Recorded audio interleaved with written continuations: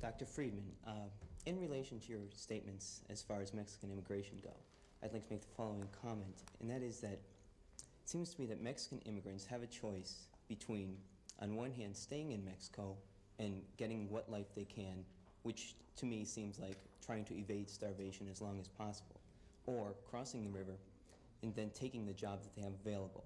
And what I'm wondering is this choice a choice at all, and is it not equivalent to the gun against the head that you were talking about as absent from the free... Who's holding the gun? The capitalists in Southern California who own the... On the contrary, it's in your image, it would be the Mexicans who are holding the gun. Well, because what denies them the opportunity in Mexico? There aren't enough capitalists in Mexico, as opposed to...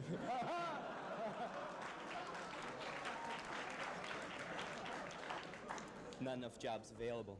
Obviously, they have two bad choices. Mm-hmm. That doesn't mean that one isn't better than the other.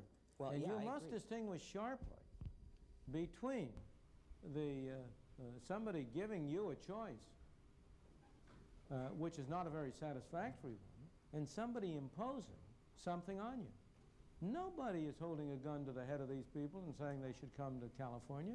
They are coming there because they believe they can have a better life for themselves and their children. They can have a better one, yes, but is it a life, all right, as you said yourself, no American would like to do these jobs. No, it's not that no American would like to. Many Americans would be perfectly willing to if that were their only alternatives, but the Americans have better opportunities. Fine. How did the Americans get to have those opportunities? By being American citizens? Is that the point you're trying No, to... by initially going through stages similar to that which the Mexicans are going through. So you know, people don't come full-blown into the world. The nations don't come full-blown into the world with skills and capital and so on. That all has to be derived through a long historical process. I agree. And what's the alternative? If you say, well, we're willing to have the Mexicans in only if they can be supported at the level at which the Americans are supported, then you're condemning them to stay in Mexico. Mm-hmm. But isn't it true... So don't hurt them in order to help them.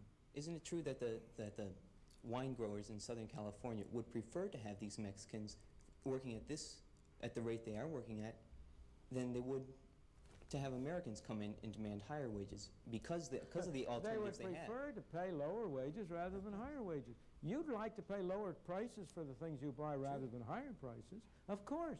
That's the whole system. That's exactly the system. And you say, if you say to the Mexicans, you may not offer to work for lower wages, then you're denying them the only weapon they have. But aren't you also... That's why equal pay for equal work laws are a source of apartheid. You know, the basic source of apartheid in South Africa was the insistence by trade unions on equal pay for equal work. The women who go around today urging equal pay for equal work are being anti-feminist. They don't intend to be, but that is the effect of their policy. Because if there is any activity in which, for any reason, a male is preferable to a female, or vice versa, the only weapon the less productive sex has is to offer to work for less. And if you deny them that opportunity, you're assuring yourself that you're going to have all male jobs or all female jobs, all white jobs or all black jobs. But aren't you also condemning them to stay that way? Not at all.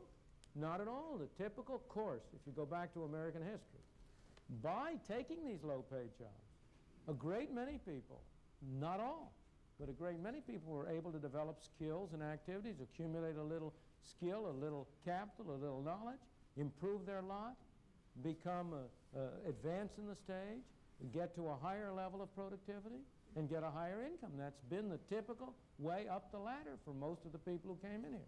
It was a way up the ladder for my parents, for your parents or grandparents or great-grandparents, I don't know which. And that's the way in which, unfortunately, there's no way in which you can immediately propel people to the top of the ladder. Okay, thank you very much. Thank you. You spoke a few times, you mentioned that guy coming up is pretty interesting.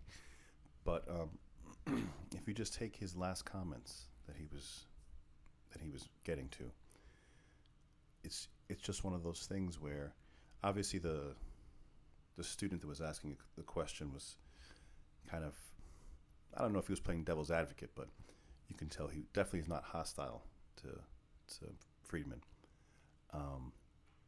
He was just trying to get to that point that, you know, these unskilled labor that you have coming up,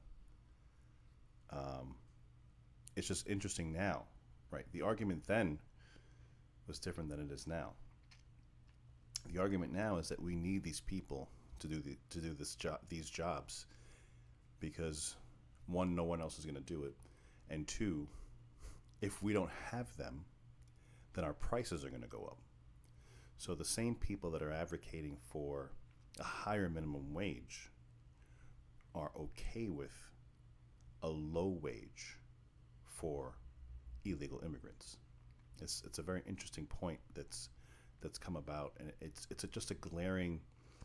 I don't know if hypocrisy is the right word, but the fact that people seem to be okay with, not treating these immigrants, correctly, appropriately, however you want to phrase it, but they're okay with them doing the jobs, these hard labor jobs, for less money than they're advocating everyone should be getting.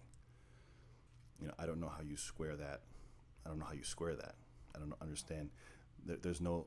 It's a logical fallacy. It doesn't make sense to me that you're okay with these people coming in and supposedly being abused because of their labor rate, but at the same time you keep saying that no, but we need them here because they get a low rate. It's like intellectually it doesn't make sense. You're picking from different parts of an argument and just stringing together a conclusion, but there's no straight line. There's no logical line in that discussion. Doesn't make sense to me. Let me know what you think. Like, share, subscribe. Appreciate you guys.